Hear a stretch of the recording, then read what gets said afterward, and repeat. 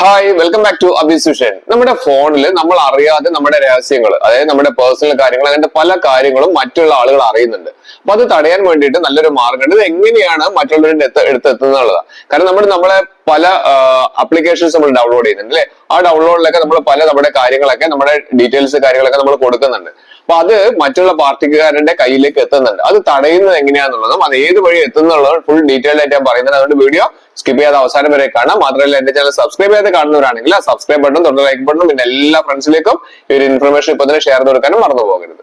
നമ്മുടെ mobile phone വഴി നമ്മുടെ പേഴ്സണൽ കാര്യങ്ങൾ, നമ്മൾ പല ആപ്ലിക്കേഷനിൽ കൊടുത്തിരിക്കുന്ന കാര്യങ്ങൾ, ഇങ്ങനത്തെ കാര്യങ്ങളൊക്കെ, പ്രത്യേകിച്ച് ബാങ്കിന്റെ അങ്ങനത്തെ പല കാര്യങ്ങളുണ്ട് അല്ലെ. ഇതൊക്കെ നമുക്ക് തേർഡ് പാർട്ടി ആപ്ലിക്കേഷൻസിലേക്ക് എത്താൻ നമുക്ക് ഒരു താല്പര്യമില്ല. അപ്പൊ നമ്മൾ മനസ്സിലാക്കേണ്ടത്, നമ്മുടെ ഈ പ്ലേ സ്റ്റോർ വഴി നമ്മുടെ രഹസ്യങ്ങൾ പോകുന്നുണ്ട്. അപ്പൊ അതിനായി നമ്മൾ എന്താ ചെയ്യേണ്ടതെന്ന് അറിയോ? ആദ്യം ഒന്ന് പ്ലേ സ്റ്റോർ ഒന്ന് ഓപ്പൺ ചെയ്യാം. ഞാൻ കാണിച്ചു തരാം എങ്ങനെയാണ് പോകുന്നത്. ഇവിടെ നമുക്ക് നമ്മുടെ പ്രൊഫൈൽ ഐക്കൺ കാണാൻ സാധിക്കും അല്ലെ. നമ്മുടെ പ്ലേ സ്റ്റോർ ഓപ്പൺ ചെയ്ത് കഴിഞ്ഞാൽ നമുക്ക് അവിടെ മുകളിൽ നമ്മുടെ പ്രൊഫൈൽ ഐക്കൺ കാണാൻ സാധിക്കും.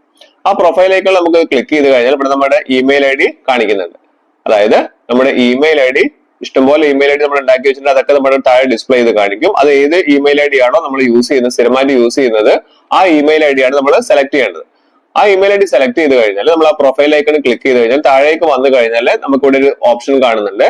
അതായത് പ്ലേ പ്രൊട്ടക്ട് എന്ന് പറയുന്ന ഒരു ഓപ്ഷൻ കാണാം. എല്ലാവരും ഒന്ന് ശ്രദ്ധിച്ചിട്ട് നിങ്ങളുടെ ഫോണിൽ നോക്കുക. പ്ലേ പ്രൊട്ടക്ട് എന്ന് പറയുന്ന ഒരു ഓപ്ഷൻ. ആ പ്ലേ പ്രൊട്ടക്റ്റില് നമുക്ക് വൈറസുകൾ കാര്യങ്ങളൊക്കെ സ്കാൻ ചെയ്യാനുള്ള ഓപ്ഷൻ ആണല്ലോ. ഇതിന്റെ വീഡിയോ ഞാൻ ചെയ്തിട്ടുണ്ട്. പക്ഷെ നമ്മൾ ഇവിടെ നോക്കുന്നത് നമ്മുടെ പേഴ്സണൽ കാര്യങ്ങൾ പോവാതിരിക്കാൻ നമ്മൾ മുകളിൽ ഒരു ഗിയർ ഐക്കൺ കാണാം അല്ലെ, സെറ്റിംഗ്സിന്റെ ഒരു ഐക്കൺ കാണാം. ആ ഒന്ന് ക്ലിക്ക് ചെയ്ത് കഴിഞ്ഞാൽ നമുക്ക് ഇവിടെ രണ്ട് ഓപ്ഷൻസ് കാണാം. ജനറലിന്റെ താഴെയായിട്ട്, മുകളിൽ ജനറൽ കാണിക്കുന്നതിന്റെ താഴെയായിട്ട് രണ്ട് ഓപ്ഷൻസ്.